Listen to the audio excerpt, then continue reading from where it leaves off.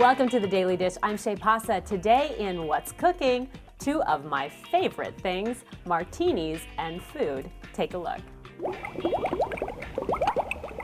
Today we're going to do a teach and taste martini party. This is the new trend in parties. They're fun, they're simple, and they're sexy.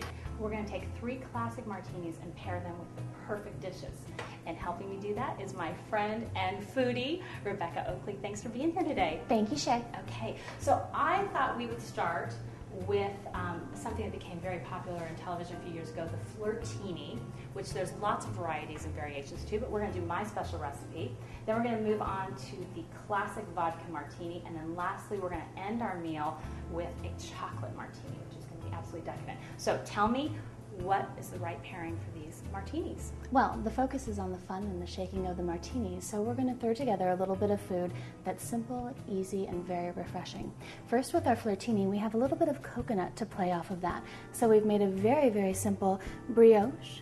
We'll toss together a little bit of shrimp, a touch of mango, just a little bit of mint and cayenne for a bit of spice. Our classic martini, of course, every time you have a classic martini, you think of blue cheese olives, that rich and decadent edge just to finish off that perfect treat.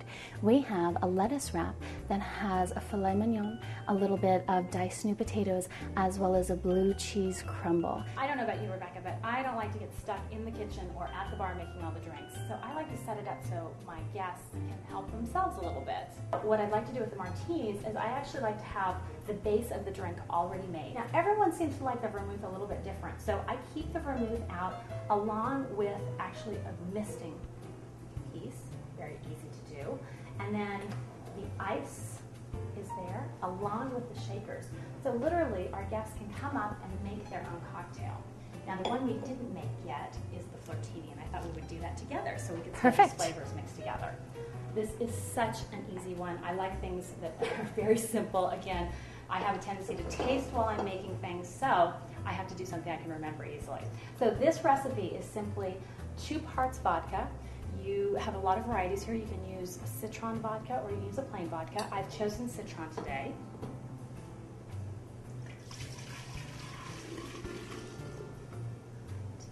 And 2 parts of coconut rum.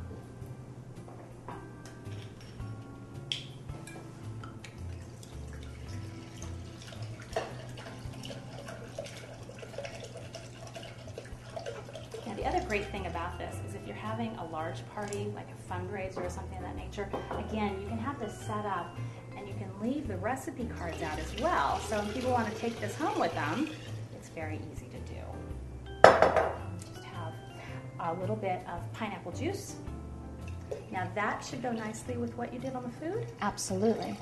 And then lastly, a little bit of cranberry juice. All right. Now the other thing I like to do is to give our guests something to take with them. So for this particular one, I was thinking since martinis are mostly made with vodka, that we could get these cute little things at the store and then put the recipes, just hole punch it and put a little ribbon around it and give that as a little takeaway gift. A takeaway prize. Takeaway prize, yes, yes. And they could pick their favorite recipe to take. Absolutely. Continue the party at home. Continue the party at home. I like that. Now, what we do with our guests, can you show us how we have our guests manage this on their own? So, Shay, all we're going to need is our basic little shaker.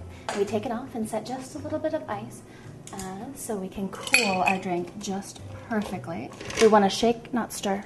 Shake and not stir. Which is a really, really valuable point because it is a teach and taste, and I don't have a vodka specialist. I thought it would be important to tell our guests something. Absolutely. So we go ahead and finish up that flirtini, and I will teach you something that you might not know. Absolutely. So we're going to pour in our flirtini as much as we want. We want just a touch of ice in it so it chills it completely. The idea is to keep the shaker in motion. Set our little cap off and pour a little drink. Oh, I just love the color of this drink. Isn't it gorgeous? It's like a sunset. Mae West once said, "Please take off those wet clothes and give me a martini."